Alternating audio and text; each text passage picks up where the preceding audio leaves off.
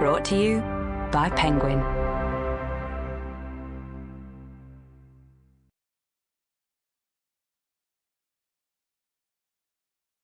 Motherhood Your Way, written and read by Hollie de Cruz. Introduction. On the day my first son was born, the mother in me was too. I was 25 years old, yet I felt as brand new as the little baby in my arms. I felt as vulnerable, as open and as sensitive, and I wanted to be held just as he did. Society forgets this. Society forgets that when you give birth, you too are born. I remember feeling like my protective outer shell had been stripped back, and I was left exposed to the elements of newfound motherhood, with a heady cocktail of fear and courage mixed together, running through my veins. I'll never forget leaving hospital with my baby a couple of days later. We'd packed up our stuff, wrapped Oscar up for the snowy world that waited outside, and shuffled up to the maternity reception to, I guess, check out.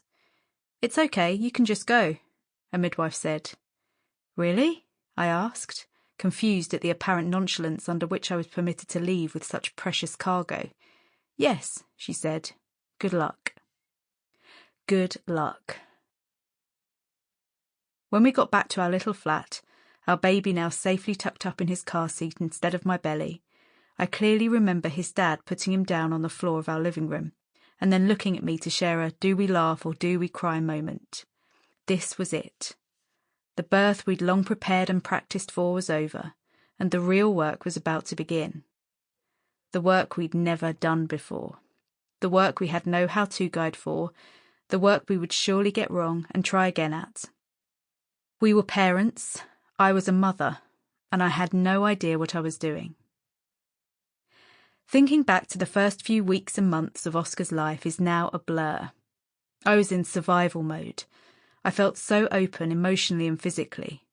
My body, which I barely recognised with its engorged boobs, was recovering from a long labour and abdominal birth, while my head and heart were coming to terms with the overwhelming love, fear and responsibility I felt to keep this tiny person safe. I had no idea where to start in terms of processing what I was feeling, and the desire to find some source of control was visceral. During those night sweats and early hour feeds, I remember frantically tapping every question under the sun into Google.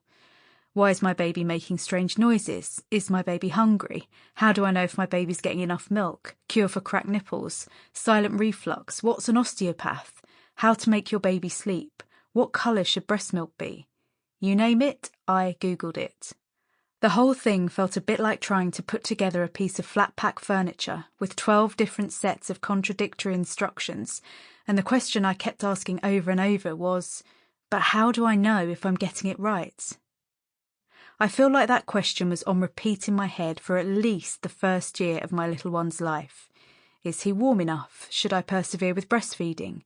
Do I need to implement a routine? Are we bonding?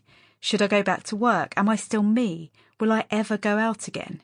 Does everyone think I'm rubbish at this? And repeat, times 100.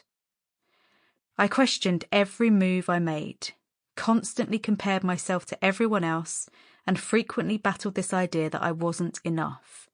I wasn't maternal enough, loving enough, clever enough, strict enough, organised enough, or good enough to be this wonderful boy's mother.